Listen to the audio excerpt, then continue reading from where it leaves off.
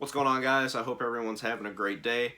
I want to go ahead and apologize first and foremost that my camera is a little crooked. I actually used to have a stand that I would put my phone on and record these videos. That thing was like $2 and it was practically made out of paper, and the wind blew on it and it shattered, so I haven't had one since. I don't really want another one because they were pieces of garbage. Really what happened, I was using it to record a video and it just fell apart, so I just out of nowhere. So I've currently got this thing teeter-tottering on a stack of games, and if anything touches it, it's going to come crashing down.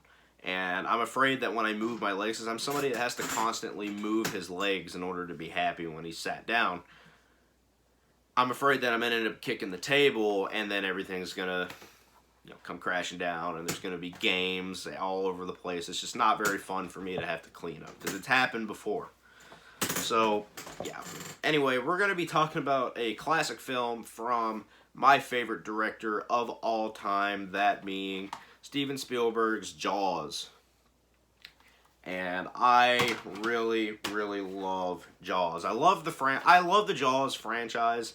I don't think any of the sequels were necessary, but I can get enjoyment out of 2 of the sequels, and I also do own the video game Jaws Unleashed, the one where you can swim around as Jaws and basically wreak havoc on on Amity Island. So that game was fun to play as a kid. Now I tried playing it as an adult, and it's got some wonky controls, but it's still fun. They actually have a new shark game. It's called Man-Eater, where you swim around. It's basically the same premise as Jaws Unleashed. It's a little bit more fantastical than what Jaws Unleashed was, but it's still fun. I like the idea of having games where you can swim around as like a shark and eat people and eat just basically anything that moves. That's really just something that's always intrigued me. But yeah. Anyway, the story here is really simple. You have a beach town on this little island, and a shark a shark shows up and wreaks havoc on the whole town, and Chief Brody, played by Roy Scheider, played brilliantly by Roy Scheider, decides that he's not going to tolerate this behavior from the shark. So he kind of assembles a crew of 3 people, including himself, Matt Hooper, played by Richard Dreyfuss, who's like this marine biologist and knows everything there is to know about sharks. Knows everything there is to know about sharks. And then you have Robert Shaw, who is this World War II vet, and he is a fisherman, and he's like the best fisherman in town.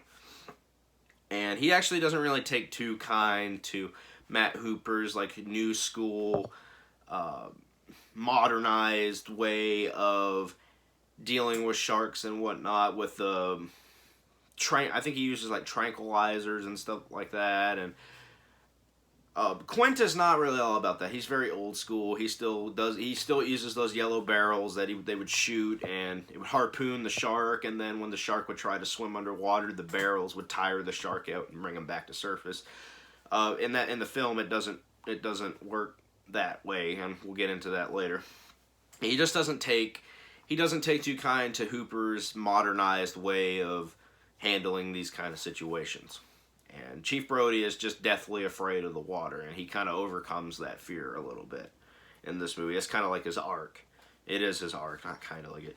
The music by John Williams. And I said that Steven Spielberg, I think that he's the greatest film director of all time, and I think that John Williams might just be the greatest composer of all times. I mean, you look at the movies here that he has done scores to. You got Jaws, E.T., Star Wars, Home Alone, Hook, Indiana Jones, Superman, Jurassic Park, Schindler's List, Saving Private Ryan, Close Encounters, all these amazing films. And I just find it, if somebody tells me that they don't think John Williams is in at least the top 10 composers of all time, I think you're lying, because I mean that list of movies, they're very prestigious movies, and he was in charge of the whole musical direction of the score. So yeah, he's pretty prestigious, man. If he's not in your top 10, I think you're lying. So anyway, yeah, our story is very simple. Very, very simple. But Steven Spielberg takes this very simple premise and turns it into a nightmare for people that are deathly afraid of water or sharks. Because you don't really see the shark until the 4th of July scene. Because it starts out, the girl goes swimming, and I'm actually surprised that this movie didn't get an R rating. Because if you turn the brightness up on your TV, you can see her completely fucking naked. Like, completely naked. And this movie was rated PG. But she decides to go for a little skinny dip, and then the shark gets hungry and spots her, and she becomes his midnight snack. And it's very brutal, and you don't even see the shark. Now, initially you were supposed to see the shark, but they couldn't get the damn thing to work. The mechanical sharks. They had, like, multiple mechanical sharks produced for this movie, and they could not get one of them to work. So Steven Spielberg kind of got this idea where we're going to make the audience use their imagination, because I'm a firm belief of what you don't see scares you more. That's how I personally believe. And they do it amazingly in this movie. And the girl gets eaten. They find her arm washed up on the shore. And this is when Chief Brody is trying to convince the mayor that there's this shark going around eating people. And the mayor, his priorities is more on the profit he can make during the 4th of July holidays rather than the people that live in his town. So they don't close the beaches for the 4th of July due to his greediness and he's a very, very money-hungry piece of shit, really, at first.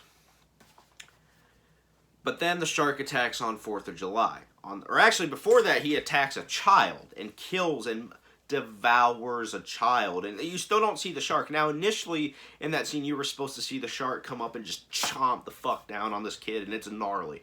But I think that would have definitely made it rated R, so they decided to keep the shark mysterious and not show you the shark. But for a PG-rated movie, man, you see this child out in the ocean getting devoured. There's blood just splatting out of the water, just going everywhere. This child.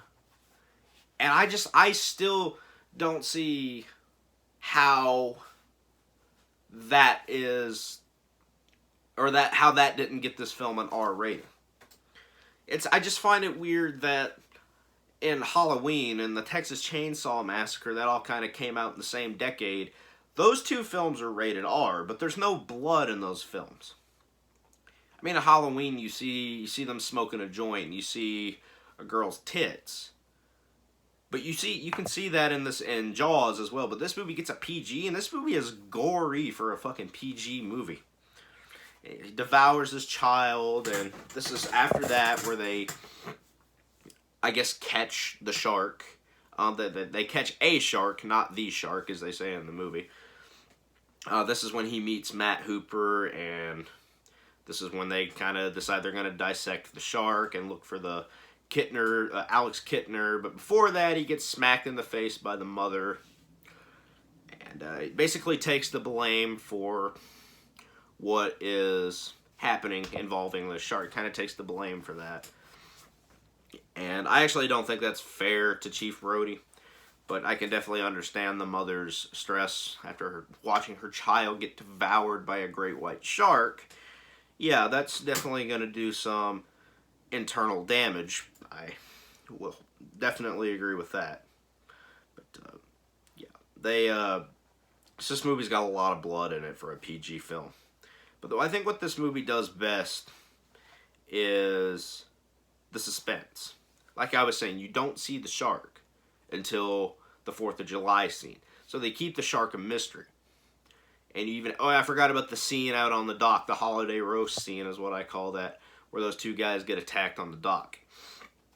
And like I said, that whole time, you kind of just make it up in your imagination. Like, what is it that we're dealing with here? We're dealing with something. And we know it's a shark, but like, how big is this damn shark? And then it finally gets revealed to you on the 4th of July scene how big and destructive and terrifying this shark is. And it devours a guy in the pond as he's trying to help Chief Brody's son and his friends there out on the pond. Now, this is actually something I didn't understand. So, they were going to take the boat. The kids, Michael, Brody, and his friends were going to take the boat out onto the ocean. And then Chief Brody comes up to them and says, I think I'd feel better if you took the boat out on the pond. Okay, this is kind of my problem here, though. The pond is connected to the ocean. The beach, the sea. So the shark would have no issue whatsoever of making his way up to the pond. But for whatever reason, Chief Brody feels more safe with his son in the pond that's connected to the ocean on the other side of the bridge versus out onto the actual beach. That doesn't make a whole lot of sense to me, but that's really my one complaint with the movie. It's not even really a complaint. It doesn't hurt the film at all. It's just I just thought that was a little weird, but yeah, so they definitely get attacked by the shark out in the pond. I guess you could look at it as kind of a way for, like, Chief Brody. There's no, in his mind, that's telling him that there's no safe place out on the water. Even the pond is not safe. So the entire water in his mind, because he's so deathly afraid of the ocean, is that there's no safe space whatsoever. So I guess you could look at it like that, and it makes more sense.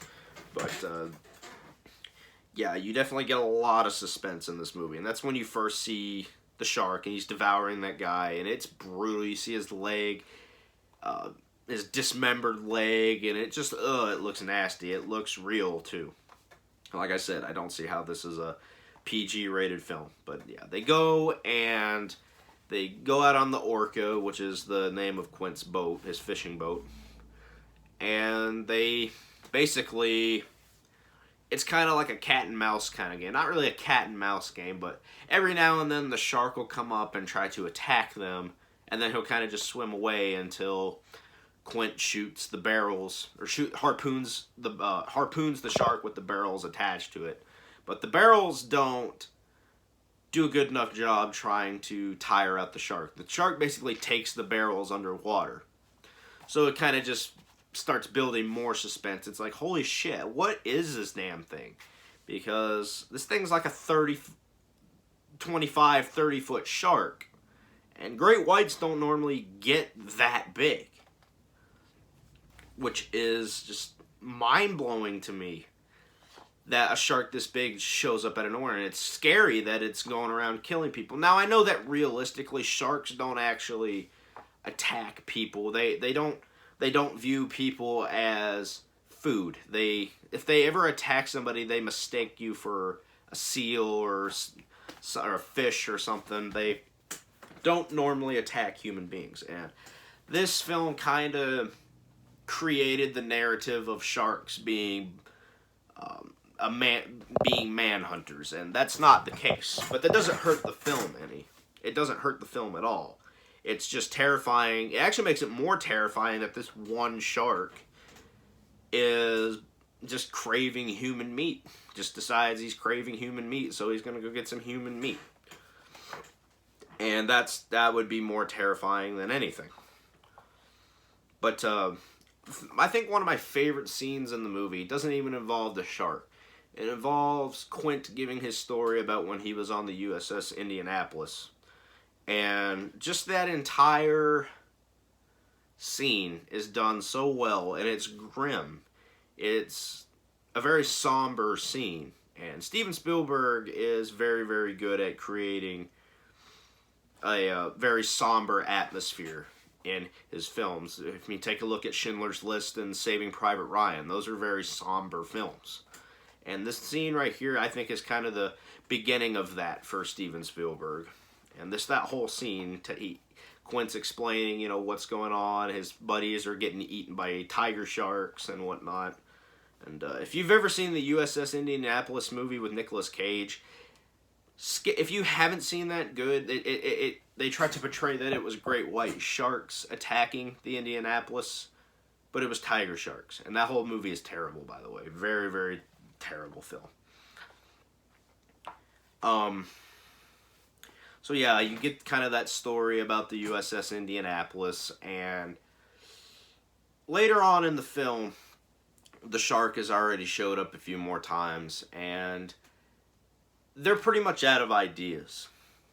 And Quint, like I said, him and Hooper have not been getting along that well at first. They start to kind of like each other towards the end a little bit, and then I think that kind of helps Quint open up to ideas that Hooper might have with his modernized way of tranquilizing sharks, and he does, like I said, it's a conflict of old school versus new school with them.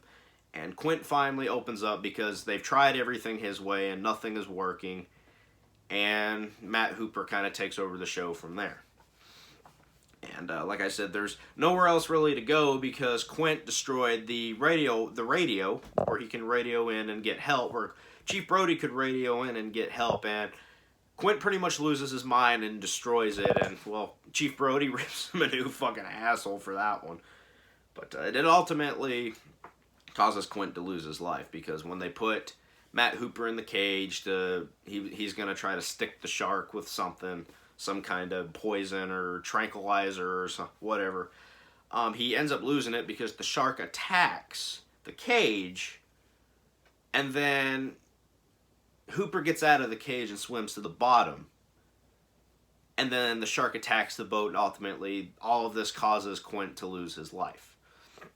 So what happens next is Brody sticks a oxygen tank inside the shark's mouth. And this has been debunked already, that when a bullet hits an oxygen tank or something like that, hits an oxygen tank, it doesn't explode, but it doesn't hurt the film. It was still an awesome scene because he gets up on the top of the boat. I don't know what you would call that. I'm not a fisherman, so he gets up there and he actually starts stabbing the shark, trying to get it to get the fuck away. And the shark swims back out and then swims up and starts making his way back to the boat. And Chief Brody very unrealistically nails the fucking shot and causes the shark to fucking explode, and there's just guts everywhere, and it's brutal. And he gives his famous line, "Smile, you son of a bitch," even though you don't hear the bitch part. But yeah, that pretty much concludes the movie, and Matt Hooper is still alive, and all is well there. So I think that's where Brody, in my opinion, should have gotten over his fear of the water. He's already conquered his, he's conquered his, I don't know how you, I needed a jump cut because I keep stumbling on my words. Conquered his fears, taken control of his fears. He should no longer be completely afraid of the water. And that's how I think really the story of Jaws should have ended. So yeah, Jaws, to me, is a classic. It's never going to not be a classic. I have yet to see a shark film that has come close to being the quality of Jaws. I mean, The Shallows was alright. Like, I did enjoy The Shallows, but it wasn't Jaws. Deep Blue Sea, a lot of people tend to like Deep Blue Sea. I'm not really in the camp that's a fan of Deep Blue Sea. I actually have a lot of issues with Deep Blue Sea. And The Reef was a good shark movie, but no, it's not Jaws. But yeah, no, there's some decent shark movies out there, but none of them come close to Jaws. So yeah, that was really my discussion and review on Jaws. What did you guys think of Jaws? I think this is a classic. If you guys liked the movie, if you didn't, let me know, and I'm about to shoot one for Jaws 2 as well. So thank you guys for watching. Make sure to hit that like and subscribe button, and I'm out. Peace.